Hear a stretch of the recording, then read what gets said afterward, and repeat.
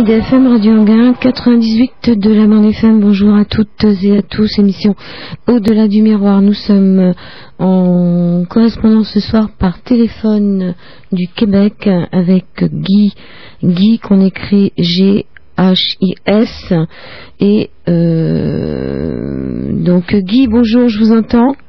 Oui, voilà. Et moi aussi, bonjour. Bon, donc je vais rappeler un peu qui vous êtes quand même, parce que vous avez changé d'identité, on pourrait dire que vous êtes passé de l'autre côté du miroir et du côté de la lumière. Vous avez écrit La mafia médicale, le procès de la mafia médicale. Que diable suis-je venu faire sur cette terre? Et Madame Guy, évasion en prison. Donc pour ceux qui nous suivent un peu, ils peuvent savoir de qui on parle. Ce personnage que vous êtes vous, et Guy, G-I-S, est le diminutif de Guylaine. Voilà, et là ce soir on va parler plus précisément des livrets de Personocratia. Sont des livrets, moi j'en suis au livret 4, je ne sais pas si le 5e est sorti. Non, il est en rédaction, en cours de rédaction. Alors, qu'est-ce que c'est que ces petits livrets de Personocratia? Personocratia, d'abord, c'est une conscience, un état d'être, une manière d'être. C'est donc toute personne, c'est pas une personne en particulier, c'est toute personne qui, un, se souvient de qui elle est, et deux, se comporte comme telle. Donc, il y a deux facettes. La première est la vision réelle de qui je suis réellement, et la deuxième, c'est d'agir comme telle. Voilà ce qu'est Personocratia. Les livrets de Personocratia sont une série de livrets sur les différents grands thèmes auxquels nous faisons face au quotidien. Et le premier étant, les deux premiers étant à caractère général de base, c'est-à-dire l'évolution, parce que nous sommes dans une crise évolutive, et c'est pas une crise économique, sanitaire, financière ou autre, il s'agit d'une crise évolutive dans laquelle nous sommes. Et le deuxième, c'est l'autorité. Où est le pouvoir suprême? Où est-il ce pouvoir qu'on voit toujours à l'extérieur, qu'on accorde à d'autres qu'à nous, plutôt que de réaliser que le pouvoir suprême, il n'y en a pas au-dessus, est à l'intérieur de nous. Donc ça, c'est les deux premiers, qui sont l'évolution puis l'autorité. Et après ça, on applique donc cette conscience d'être le pouvoir suprême, on l'applique à différents thèmes. Le premier étant religion qui inclut toutes les spiritualités, tout l'ésotérisme et tout le reste. Le thème suivant, c'est la politique, celui qui vient de sortir. Après cela, la loi, parce qu'il n'y a pas de pouvoir, le faux pouvoir ne peut pas s'instaurer sans loi et sans outils pour forcer, imposer la loi. Donc, c'est le suivant, le prochain qui s'appelle la loi. Ensuite vient la santé, le numéro 6, c'est l'éducation. Numéro 6, l'éducation. Ensuite la santé. Ensuite la famille, ensuite la société. Alors voilà, ils sont, je crois que j'en ai pas oublié. Il manque l'argent. L'argent, bien sûr. Oui. Sur un petit détail. Le numéro 6, c'est l'argent. Ensuite, c'est la santé. Ensuite, l'éducation, la culture, les médias et tout ce qui va avec. Ensuite, la famille, évidemment, qui n'est pas le moindre des morceaux.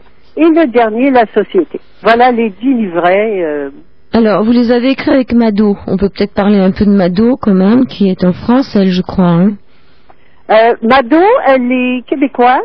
D'accord. Elle est, c'est une femme d'une 50aine d'années, je crois, qui un jour a suivi un séminaire avec moi et puis qui a dit, eh ben voilà, j'ai la réponse que je cherche depuis 40 ans.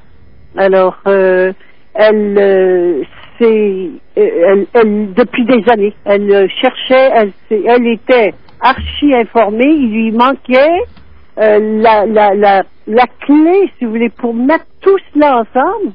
Elle connaissait la conspiration, elle connaissait les extraterrestres, elle calait dans ce domaine-là, elle connaissait tout le domaine de l'éducation famille, l'éducation à la maison. Elle avait beaucoup d'expérience.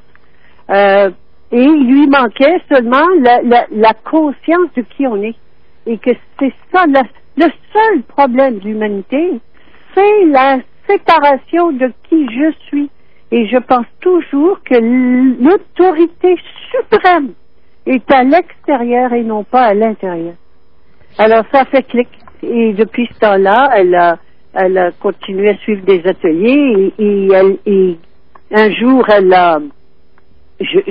m'a dit, j'aime ça écrire, j'adore écrire, j'ai vu ce qu'elle écrivait, super, et moi je sentais le besoin et je me faisais pousser dans le dos par un ami qui est l'éditeur hongrois, pour préciser, qui disait, il faut que tu fasses des livrets, et puis j'avais pas envie, ça me le disait pas, je lui ai dit, écoute, tu écris, tu sais écrire, tu écris bien et vite, et si tu veux, on va le faire ensemble. Tu vas écrire, puis on va le réviser ensemble, on va le travailler ensemble, je vais te fournir aussi toutes les formations, elle en avait déjà beaucoup. Alors c'est comme ça que s'est fait ce partenariat, si je peux ainsi m'exprimer, qui a produit les livrets. Alors elle est en partenariat sur tous les livrets? Oui, elle écrit, oui, c'est elle qui physiquement les écrit en plus. D'accord. Alors, on voit le plan ensemble, on décide des thèmes. Elle fait la recherche parce qu'elle est très forte en recherche. C'était un professeur de classe. Elle aime ça, elle en fait depuis des années. Elle fait la recherche, j'en ai beaucoup aussi de mon côté. On met tout cela ensemble et elle rédige, puis ensuite on revoit, on corrige. Parce qu'imaginez-vous, c'est des sujets énormes qu'on fait en 90 pages. Oui, alors c'est des sujets énormes. Alors moi j'ai celui qui s'appelle la politique dans les mains, donc c'est des sujets qui, comment on peut dire, qui décoiffent. Au départ, bon, vous nous dites un peu ce qui se passe dans la politique. Alors justement, qu'est-ce qui se passe dans la politique? Est-ce que vous pouvez nous parler des marionnettes? Oui, la politique c'est une pièce de théâtre, c'est uniquement ça, et d'ailleurs qui se joue sur une scène qui s'appelle la scène politique. Les mots sont toujours là, mais on ne s'arrête pas à réaliser ce qu'ils veulent dire. Alors la scène politique, c'est donc la pièce de théâtre où il y a des marionnettes qui s'agitent, qui se disputent entre elles, qui font des discours, qui font des élections, des promesses, qui font tout. Mais pendant ce temps-là, les marionnettistes sont cachés derrière les rideaux et eux font la pluie et le beau temps. Et c'est eux qui décident de l'élaboration de toutes les politiques de tous les pays. Il n'y a que quelques marionnettistes qui font fonctionner tous les pays. Et pendant ce temps-là, les spectateurs que nous sommes, nous nous attardons à ce que nous voyons, qui est les marionnettes, et nous qui se disputent entre elles. Alors tantôt c'est la gauche, tantôt c'est la droite, des verts, des bleus, des rouges, toutes les couleurs, tous les noms, ça change, et c'est toujours pareil, parce que le plan évolutif de la politique est toujours contrôlé par les mêmes marionnettistes, à l'arrière. Qui sont cachés. Pendant ce temps-là, on ne voit pas ce qui se passe, on est distrait, et les médias sont évidemment d'une complicité à 100%, et les médias appartiennent aux marionnettistes, alors ils passent tout ce qu'ils veulent pour nous distraire, et nous embarquons dans ce système. On n'a pas réalisé que c'est une illusion, que ça n'est qu'une pièce de théâtre. Et donc ceux qui sont derrière le rideau, on ne les voit pas, bien sûr. Non, c'est le pouvoir caché. Le vrai pouvoir, en fait, c'est encore un faux pouvoir, mais c'est le pouvoir qui agit. C'est le pouvoir caché. Et ce sont les banquiers, les banquiers, l'argent. On dit l'argent mène le monde, mais on n'a jamais réalisé ce que ça voulait dire. Et c'est les banquiers qui mènent le monde, les grandes familles richissimes, des dynasties familiales qui mènent le monde. Et c'est depuis toujours. Ça a toujours été comme ça. Ça n'a jamais été différent. Ce qui se passe en ce moment, c'est que la conscience monte à une vitesse vertigineuse et qu'on voit les choses. On commence à voir et on commence à dire. Et ça circule sur Internet. Les secrets sortent.